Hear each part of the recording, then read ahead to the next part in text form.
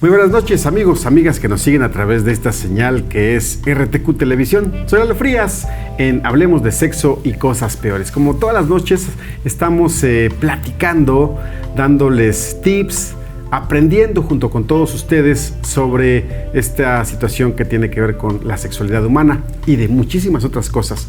Hace un par de semanas estuvo conmigo un amigo que es escritor, que es poeta, que es especialista en literatura. Él es Luis Enrique Aguirre. ¿Por qué está nuevamente con nosotros? Bueno, pues porque es especialista en literatura, porque es escritor y porque también tiene obra que tiene que ver con el erotismo.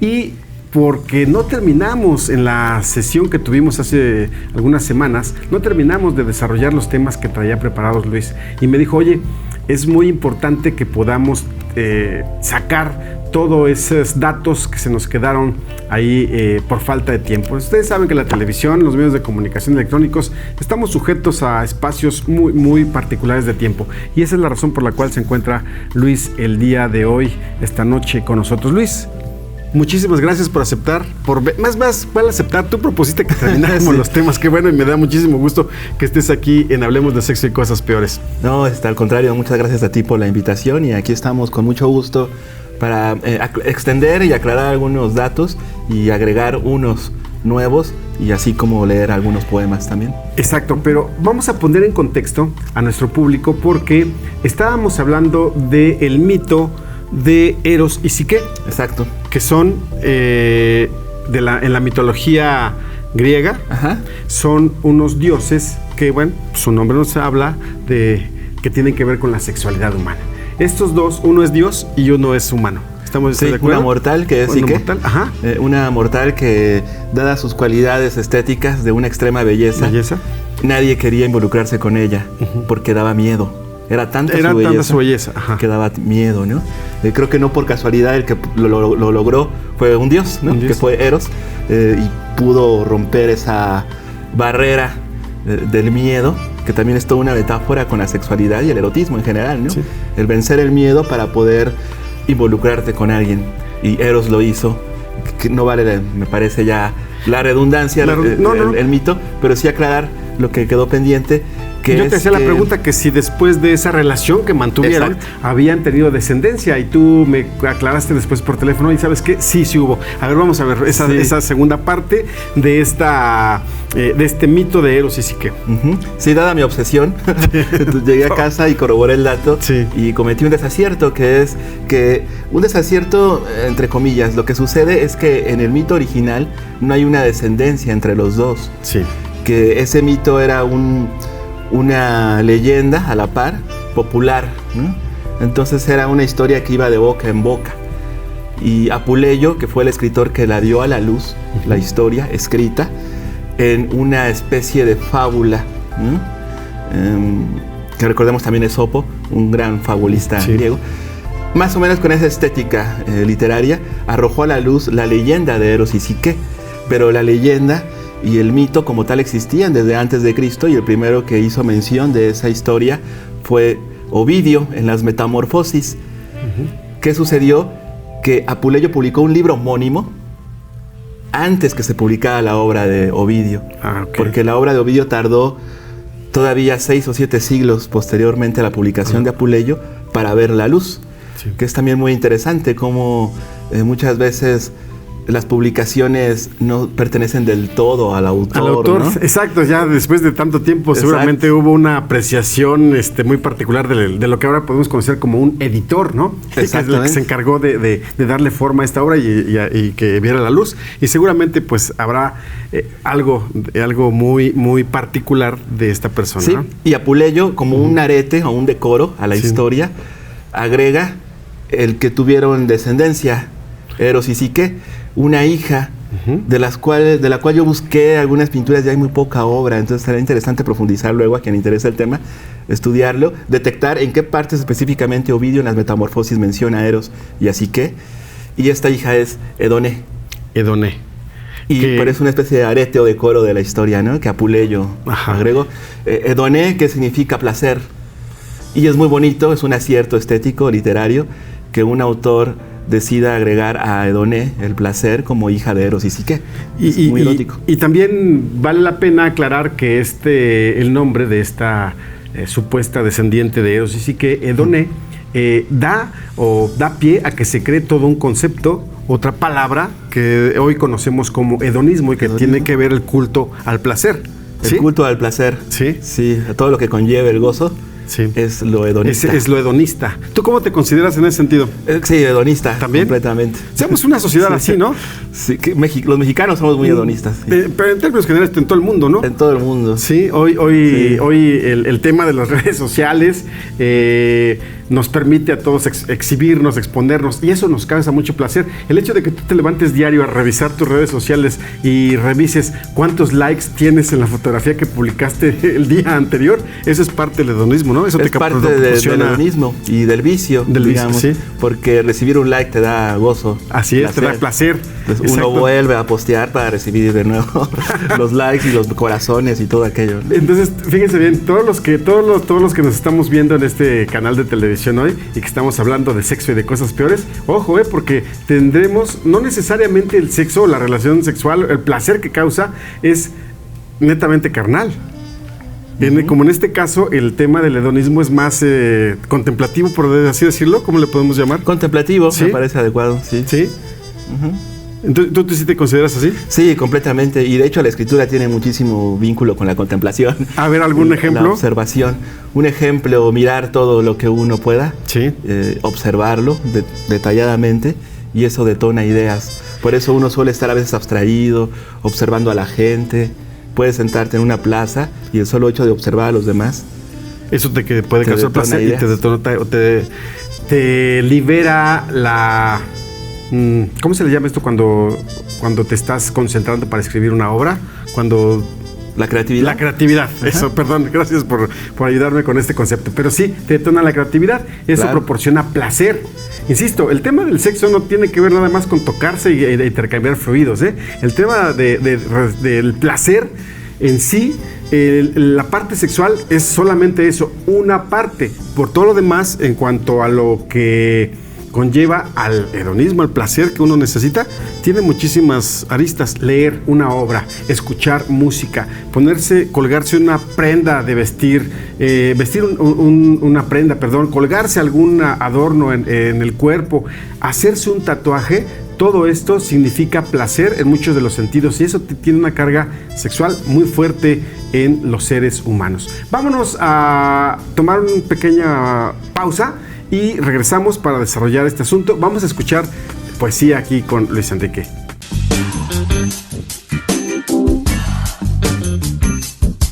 Ya que definimos que todos somos hedonistas y que nos causa placer simple y sencillamente observarnos, recibir likes, leer, en fin, esas circunstancias de la vida tan mundanas, tan normales, quiero hacerles una recomendación. ¿Por qué no se dan la vuelta a Bésame Mucho Sex Shop, que está aquí en Allende 14 o en la Avenida Zaragoza 42A, para que se compren o le compren a la pareja, sea hombre o mujer, su pareja, algún detallito que las haga lucir o que los haga lucir de tal o cual manera, de tal suerte que les proporcione cierto placer visual? Al observar a tu pareja con un conjunto en encaje, color negro, rojo, sugerente, o en una tanga, uno de los amigos, o con el trajecito de frac, bueno, puede cambiar muchísimo la relación entre las personas y proporcionar ese placer del que estamos hablando hoy.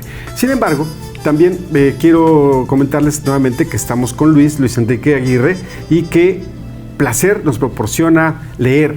¿Qué nos recomiendas leer que tiene que ver con el erotismo? Ya habías comentado hace unas semanas sobre la obra, particularmente la tuya, la poesía, pero ¿qué más hay? Hay muchísimo material. Hablando de la lectura como placer, recomiendo mucho leer los ensayos de Susan Sontag, por ejemplo, que ella hace todo un análisis sobre la lectura como un acto hedonista, ¿no? Sí. Y la lectura y la escritura como un arte de seducción, que es muy interesante, ¿no? Y cuando uno escribe, lo que hace en realidad es seducir. Es correcto. Tienes que persuadir, sí, y seducir, convencer con el texto al otro. Me gustaría, antes de que continúes, hacer un paréntesis. Hoy, con las redes sociales, como funcionan tal con los mensajes de texto, volvemos a ser esa sociedad que hace años había dejado de escribir, ¿saben? Antes nos carteábamos. Que tú querías relacionarte con una persona que tenía una distancia relativa, pues, porque a veces se podía estar en la misma ciudad, pero una distancia, que no vivía contigo, y le escribías una carta y esperabas la respuesta, ¿sí? Y hoy lo hacemos, ¿saben qué? Con las redes sociales, diario escribimos y esperamos eso. Tratamos de seducir, de convencer, nos causa placer escribir hoy en día y recibir mensajes, ¿no? Sí. Sí, completo. Incluso hay relaciones cibernéticas sexuales, ¿no? Claro. El texteo, ¿no? Que le llaman. Sí, es un tema que algún día también debemos tratar aquí, como efectivamente hoy estos aparatos nos permiten tener relaciones sexuales a distancia. Es una realidad, ¿eh? Sí, y un negocio también. Y para muchos aguas, porque hay personas que han sido defraudadas, estafadas con la idea de que van a recibir caricias, placer, amor, intercambio de fluidos, cuando lo único que les piden es el número de la cuenta, de bancaria. Depósito, ¿no? Sí. Pero a ver, perdón que te interrumpa en esto. Estábamos hablando de la obra. De las obras sobre autores. Hay una novela que recomiendo mucho que se llama Confesiones de una máscara, de Mishima, que por cierto mencioné la vez pasada que obtuvo el Nobel, corroboré el dato, y sí, no lo obtuvo legalmente, pero en 1968 Kawabata, que era su colega, además paisano, lo recibió en lugar de él. Pero Kawabata dijo algo interesante al recibirlo: no puedo creer que me lo hayan dado a mí, existiendo Mishima. Ah, sí. Sí. Oye, entonces, muy legal muy legal, amigo, ¿no? Y reconocer una obra anterior a él que era muchísimo mejor, seguramente. Muchísimo mejor, sí. Dijo que era un genio que se daba cada 3 o 4 siglos, Mishima, ¿no? Entonces, aunque no obtuvo el Nobel como Borges, pero fueron aquellos que lo merecieron, los campeones sin corona, que le llaman, ¿no? Sí. Más o menos. Esa es una gran novela. Aquí traje una especie de lista. Anne Sexton, que es una poeta estadounidense que también recomiendo mucho, aborda temas como el aborto, la menstruación, temas femeninos. Que son además muy tabú, ¿no? Bueno, muy en México tabú. Seguimos todavía discutiendo sobre si aprobamos o no despenalizar este asunto del aborto. Si a las niñas, a nuestras hijas, no les hablamos abiertamente de que a los 12 años o a veces incluso antes cambia su condición natural y tienen que y les sucede en la escuela y es una pena, es una vergüenza, y cómo lo tratan, y el papá no puede meterse en esos asuntos porque son solamente la mamá. Bueno, hay que recomendar entonces esta obra, ¿no? Esta obra, y es una poeta del siglo XX, Anne Sexton, que recomiendo mucho, transgresora, que también, dadas sus temáticas que abordaba en la escritura, tuvo muchos contracorrientes, ¿no? Alrededor. Sí, siempre sucede. Pero muy valiente. Cuando transgrede siempre sucede, ¿no? Hay una parte en la sociedad que no cambia, que siempre seguirá por el mismo arroyo y no le ve bifurcación alguna. Y es que los moldes son cómodos. Bastante. ¿No? Lo que ya conocemos no nos causa conflicto, entonces todo bien, pero lo que transgrede es lo que mueve. Pero es precisamente el transgresor es el que precisamente propone los cambios importantísimos en una sociedad como la nuestra, de tal suerte que a raíz de pensadores de ese tipo pues se han gestado revoluciones, ¿no? Y cambios de régimen. De régimen, sí. Y de ideas, ¿no? Revoluciones de ideas. Sí, otros autores, que Bukowski, no sé si lo conozcas, es muy famoso. Un poeta estadounidense, sobre todo para los jóvenes. Yo leí cuando tenía 20, 19 años. Charles Bukowski. Charles Bukowski. Ah, ya, sí, por supuesto. Es que así no me daba. Pero Charles, sí, cómo no. Tiene una gran novela que se llama Factotum. Esa la recomiendo, es la que más me gusta, porque de pronto tiene algunos poemas un tanto demasiado sexuales que caen en el humor, ¿no? Y el erotismo se pierde un tanto. Sí. Pero Factotum es buena. Yo he leído a través de una amiga que le envío un saludo a Elsie Rodríguez, porque ella es una fiel seguidora de Bukowski. Tiene muchos fans. Y seguido postea frases de este autor. Y efectivamente, aunque tienen una carga sexual, terminan, no los entiendo si fue un chiste, es una metáfora, es una así humor negro. Humor negro, una sátira. Una sátira, exacto. Sí. Pero efectivamente de eso se trata Bukowski. De Bukowski recomiendo mucho los poemas sobre humanidad. Eso lo hace muy bien, la condición humana. Tienen poemas muy dignos en esa beta, ¿no? La llama doble, un libro de Octavio Paz sobre erotismo, importante también para consultarse. Y paralelamente El arco y la lira, que aunque no es sobre sexualidad como tal, sí aborda la escritura como un acto erótico también. Palabra, el momento de escribir. El momento. Sí, el acto de escribir. El acto, sí, y la relación que uno tiene con las palabras, erótica, ¿no? Otro muy importante es Georges Bataille, francés. Bataille tiene un gran libro que se llama Las lágrimas de Eros, que desde el título atrae, es un titulazo. Las lágrimas de Eros es una suerte de tesis y recorrido histórico, antropológico, literario, artístico sobre el erotismo. Desde las cavernas hasta el siglo XX. Maravillosa obra. Oye, pues Luis Enrique, la verdad es que nos estás dejando un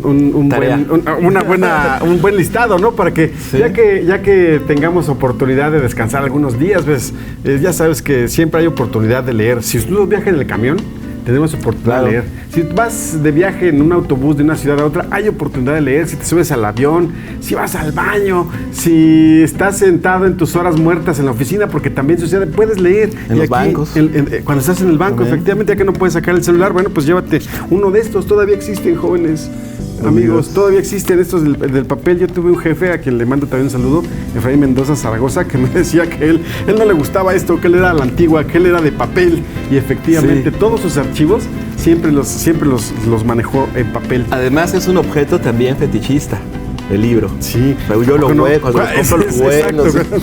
Sí, y eso también te causa placer, claro. Es un placer. Sí. Uno los toca, los mira, los acaricia. Es un fetiche el libro. Bueno, es que la tapa, por ejemplo, la tapa te invita a que le des una buena revisada por todos lados. Ya le metiste la mano. Incluso lo abres. Sí, así se ve la máscara. Se ve la máscara, así es. Bueno, pues el tiempo, como siempre, nos come. Vamos a otro bloque y regresamos con Luis Enrique Aguirre. Gracias.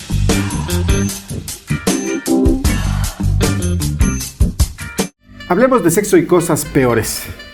Pueden encontrar nuestra página de Facebook, así, Hablemos de Sexo y Cosas Peores, y por ahí pueden intercambiar en el chat que tenemos abierto información, datos, sugerirnos temas, proponerse para participar en el programa. Estamos abiertos a que cualquiera de ustedes, amigos que nos siguen, amigos y amigas que nos siguen en RTQ Televisión, puedan venir aquí al estudio o estar en la tienda con nosotros platicando sobre sexo y cosas peores. Siempre estamos abiertos. Miren, este programa tiene un objetivo principal, es hablar abiertamente de la sexualidad humana sin caer en ningún tipo de situación grosera o de causar molestia a nadie, sino hablar las cosas tal vez como son, porque insisto, hay cosas peores, como por ejemplo la política, el fútbol, así cosas que de veras deberían causarnos bochorno, pero hablar de la sexualidad humana tan bonita que es, de tal suerte que todos nosotros venimos de ahí, pues por esa razón es que está aquí Luis. Y Luis, tú nos traes preparados unos poemas para leer el día de hoy. Sí, leo uno breve. A ver, ¿es tuyo? Es mío. Es tuyo. De autoría. Este es el primer libro que publiqué, Post-Mortem, en el 2006, publicado por el Instituto de Cultura, que en aquellos años tenía ese nombre.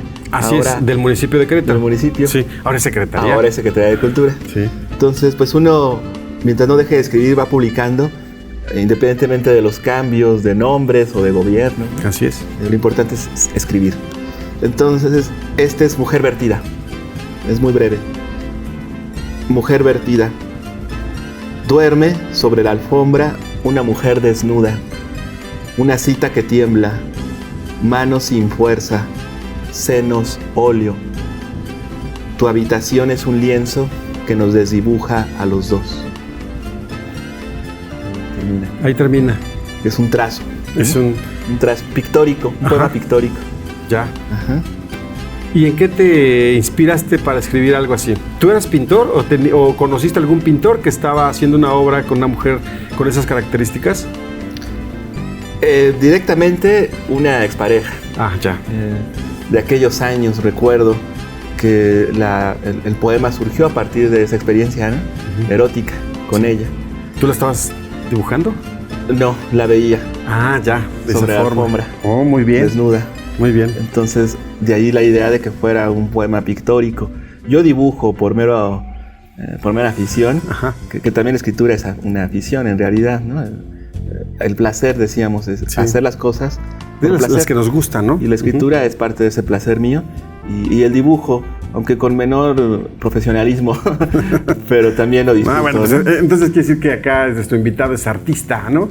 Es es literato, es escritor y es también plástico, ¿no? Artista sí. Plástico. ¿Qué más nos ¿Leo puedes? otro? Por favor. Dice, estigmas. Muero entre sábanas sucias, después de que me vuelves pieza, el otro. Entonces, agonizo en la cruz de tu cuerpo y despierto libre de toda poesía, lanzando metáforas en lugar de piedras a la boca de Dios. Es un acto erótico. Así es. Oye, fíjese que antes de que los medios de comunicación invadieran tanto nuestras vidas, había círculos de lectura de todo tipo, por supuesto, y había círculos de lectura en los cuales específicamente se hablaba de sexualidad, ¿no? Sí. Literatura erótica. Literatura erótica. ¿Por qué no, desde este programa los invitamos a que en alguna ocasión quienes tengan interés hayan escrito algo, tengan alguna obra que sean de sus preferidas, de sus favoritas, y hacemos una especie como de sala, como de mesa redonda en el cual leamos un poema así, cada uno, y expliquemos qué nos hace sentir, qué placer nos proporciona, ¿no? Excelente, estará muy bien. Estará muy bien, ¿no? Pues hay que proponerlo para que en Hablemos de Sexo y Cosas Peores hagamos ese circulito literario y posteriormente, ya después del programa, pues se pudiera quedar, ¿no? Porque bien vale la pena desarrollar esa afición como lector, como quien aprecia la obra literaria, o bien como quien tiene deseos de escribir y expresarse de esa forma. Así es. Me leo por otros favor. dos. Pasa el tiempo y en post-mortem la mujer de estos poemas desapareció. Se va. Y este libro es del 2016. Sí. 10 años después. Y llega otra mujer. Y llega otro personaje femenino a crear estos poemas que yo únicamente di tinta. Muy bien. Bailarines en un cuarto.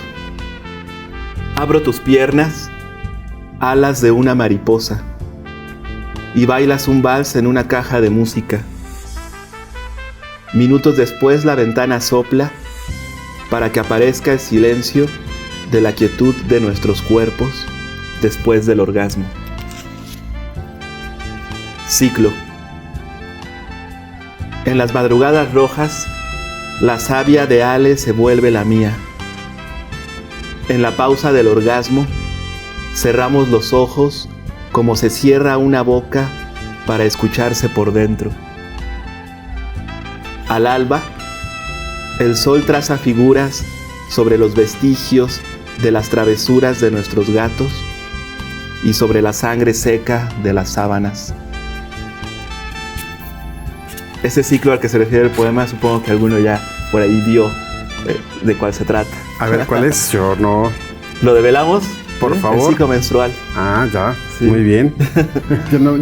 yo no me di cuenta, pero bien. Quiero comentarles. Lean el libro. Sí, justo ¿no? quiero hacer el 3. comercial, que este libro lo pueden encontrar precisamente en Besa de Muchos Sex Shops, está ya a la venta, junto con el de Tánatos Enmascarado. Los dos están ahí, los puedes encontrar en cualquiera de las dos sucursales, tanto en Allende 14 como en Zaragoza 42A.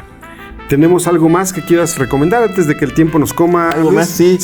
Mencionábamos fuera de cámaras la otra vez a una canción de The Doors, de Jim Morrison. ¿Es correcto? 5 to 1. Y la canción exacta es de Soft Parade, en la que existe la leyenda que la grabó en el estudio mientras su novia le realizaba sexo oral. ¿Pamela?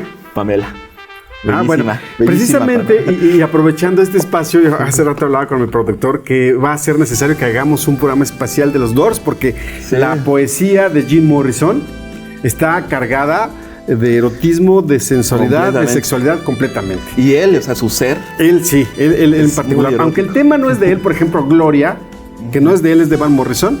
El tema es de Van Morrison. Hay una parte en la que él no canta, recita esa circunstancia en la cual le dice que tiene su cuello metido entre sus piernas y que está pasando la lengua por esas zonas, ¿no? Y entonces, si has escuchado esa parte, es una versión en vivo. Ok, la voy a escuchar. ¿No? Hay que ponerle atención a esa parte. Y tiene esa claridad en la que le está haciendo sexo oral también a una mujer. Él a una mujer. Mira. En la canción de Gloria. Sí, muy transgresor. Bastante para ser 1968-69. Por esa razón, tú sabes que fue arrestado hace apenas unos días se cumplirían algunos días Ajá. desde que fue arrestado, sí, hace como 4 días, hoy estamos a 6, sí, el 2 de abril, creo, de 1968, fue arrestado por comportamiento obsceno en el escenario. Sí. Precisamente, porque pareciera que se estaba masturbando en el escenario. Esa fue la razón por la cual lo detuvo la policía. Muy transgresor. Muy transgresor, y sus movimientos, las letras, la voz, todo era muy sensual, ¿no? Es correcto. Todo un concepto estético de la sensualidad. Pues ahí sí hay que hablar de él, ¿no? Hay que hablar de él. Por último, quiero mencionarles, si me permites, Adelante. unas referencias pictóricas y fotográficas. Hans Vermeer y Unica Sun, que son esposos, lo fueron en el siglo XX, grandes artistas, fotógrafos eróticos. Hans Vermeer y su esposa, Unica Sun. Francesca Woodman, una fotógrafa estadounidense maravillosa, muy erótica, además con muchos autorretratos bellísimos. Nan Goldin y Juan Crisóstomo Méndez son fotógrafos del siglo XX. Méndez es poblano. Es mexicano, poblano. Mexicano del siglo XX, muy fetichista en su obra fotográfica. Pues este tema de la fotografía erótica, también nos da para hacer otro programa. Por supuesto que lo estamos preparando y próximamente aquí en Hablemos de Sexo y Cosas Peores lo tendremos listo para todos ustedes. Luis, te agradezco el tiempo, como siempre, es corto para terminar de hablar, pero estaremos haciendo más programas contigo, por supuesto, porque traes una información que es importante compartir con nuestro público de RTQ Televisión en Hablemos de Sexo y Cosas Peores. Y recuerden, amigos, amigas, el día que ustedes quieran, pueden dejarnos un mensaje en nuestra página de Facebook. Hablemos de Sexo y Cosas Peores. Soy Lalo Frías. Excelente noche.